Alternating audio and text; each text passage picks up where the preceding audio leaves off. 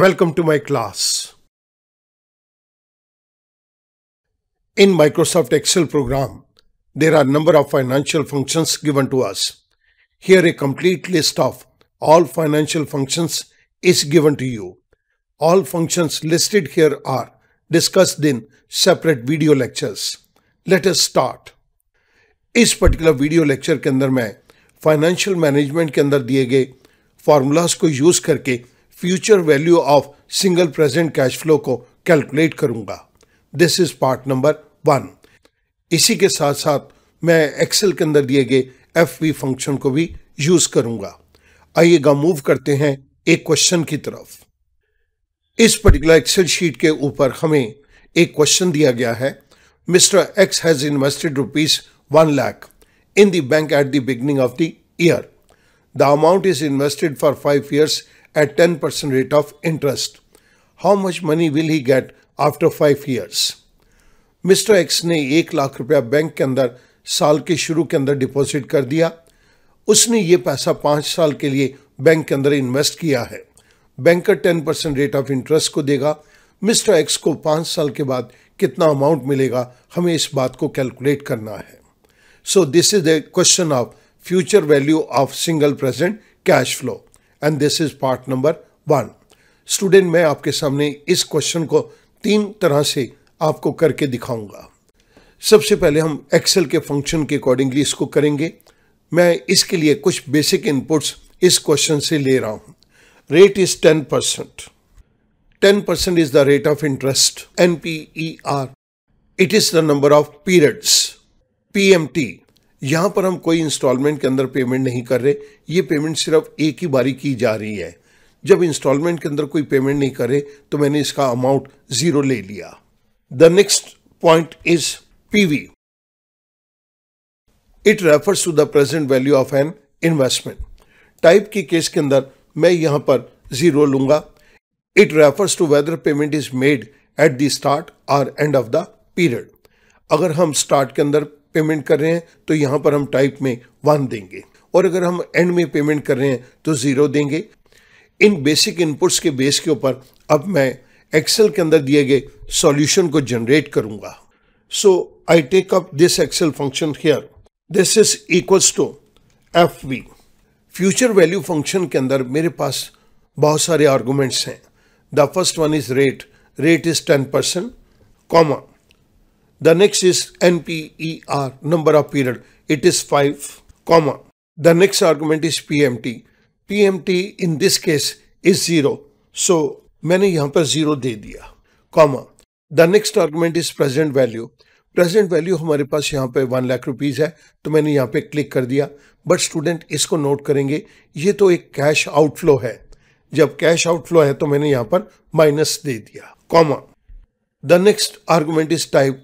This is the end of the period. तो मैंने and of the period के लिए भी यहां पर 0 दे दिया. Parenthesis close. आई प्रेस एंटर. मेरे पास यहां पर एक वैल्यू आ गई 1,61,051 रुपीज.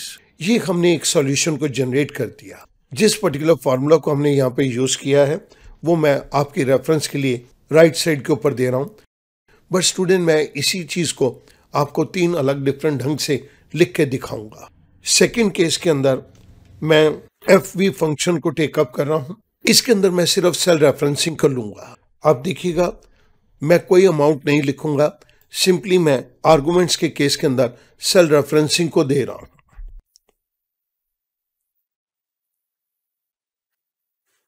Parenthesis close. आई प्रेस एंटर. यहां पर हमने इस तरह से इस फॉर्मूले को लिखा है. देयर इज वन मोर वे. मैं आपको ये भी यहां पर लिख के दिखा रहा हूं. FV future value, rate is 10%, comma, NPER 5, comma. इसके बाद हमारे पास PMT की कोई वैल्यू नहीं है. जब कोई वैल्यू नहीं है तो मैं यहां पर एक कोमा इंसर्ट करके इस पर्टिकुलर आर्गुमेंट को स्किप कर देता हूं. The next argument is PV. यहां पर मैं माइनस का सिंबल दूंगा, कॉमा, C10.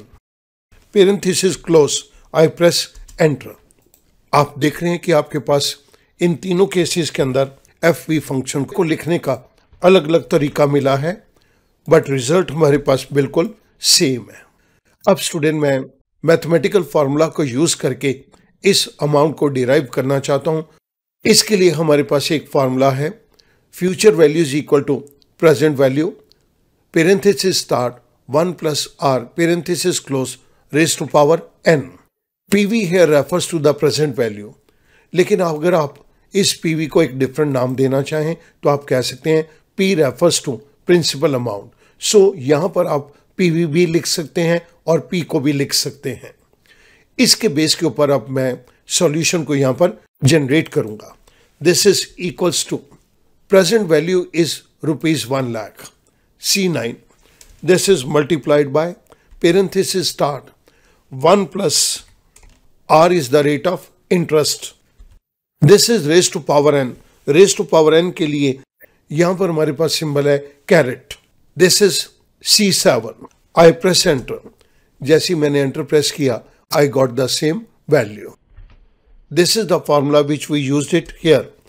It means जब आप एक्सेल के अंदर FV फंक्शन को यूज करते हैं तो बैकग्राउंड के अंदर एक्सेल इस पर्टिकुलर फॉर्मूले को सॉल्व करता है। Now I move on to the third point, compound value of annuity factor.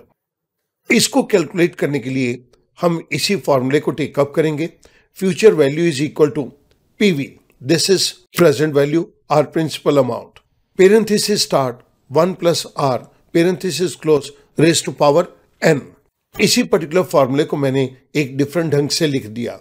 Future value is equal to annuity amount, this P principal amount और PV is our annuity amount multiplied by compound value annuity factor, R refers to rate, N refers to number of years और number of period. So मेरे पास 1 plus r raise to power n को calculate करने के लिए यहां पर compound value annuity factor Rn दिया गया है, which is given to us in table. So मैं यहां पर एन्युटी अमाउंट को टेकअप करूंगा। This is equals to FV equals to 1 lakh rupees. ये मैंने 1 lakh rupees दे दिया। 1 plus r raised to power n, जिसको कि हमने कंपाउंड वैल्यू एन्युटी फैक्टर के अंदर कन्वर्ट किया है, इसकी जगह के ऊपर अब मुझे 10% रेट ऑफ इंटरेस्ट के ऊपर, 5 नंबर ऑफ पीरियड के ऊपर 1 plus r raise to power n को कैलकुलेट करना है, जो कि हमें टेबल के अंदर दिया गया है। इस पर्टिकुलर टेबल के अंदर future value interest factors for single cash flows हमें दी गई है। 10% के ऊपर 5 ईयर के अंदर हमारे पास एक वैल्यू आती है 1.6105। इट मीन्स अगर मैं 1 plus r raise to power n को सॉल्व करूं तो मेरे पास एक वैल्यू आ जाएगी, दिस इज 1.6105। अगर स्टूडेंट आप इसको अलग से भी कैलकुलेट करेंगे, you will get the same value here. Mathematicians ने इस पर्टिकुलर टेबल के अंदर हमें इन वैल्यूज को ऑलरेडी कैलकुलेट करके दे दिया। मैंने उस वैल्यू को compound value of annuity factor table से कॉपी किया। अब मैं इस जगह के ऊपर इस पर्टिकुलर इक्वेशन को सॉल्व कर रहा हूं। 1 lakh multiplied by 1.6105। I press enter, I got the value. यहां पर आप कुछ डिफरेंस 1 रुपए का देख रहे हैं। ये जो 1 रुपीज का डिफरेंस है, this is because of these decimals. हमने यहाँ पर 4 डेसिमल लिए हैं। अगर आप नंबर ऑफ डेसिमल को इंक्रीज करेंगे, then this amount will come to 1,61,051 rupees. जिस पर्टिकुलर सॉल्यूशन को हमने जनरेट किया वो मैंने आपको यहाँ पर नीचे दे दिया। This is the formula which we used it here. So student, mister X ने 1 लाख रुपए को बैंक के अंदर 5 साल के लिए इन्वेस्ट किया, तो उसे 5 साल के बाद 10% रेट ऑफ इंटरेस्ट के अकॉर्डिंगली 1,61,051 रुपीज मिल जाएगा। हमने इसी प्रॉब्लम को 3 तरह से यहाँ पर हैंडल किया है। मैं उम्मीद करूँगा अब ये क्वेश्चन करना आपके लिए किसी भी मेथड से बहुत आसान हो जाएगा। Thank you very much.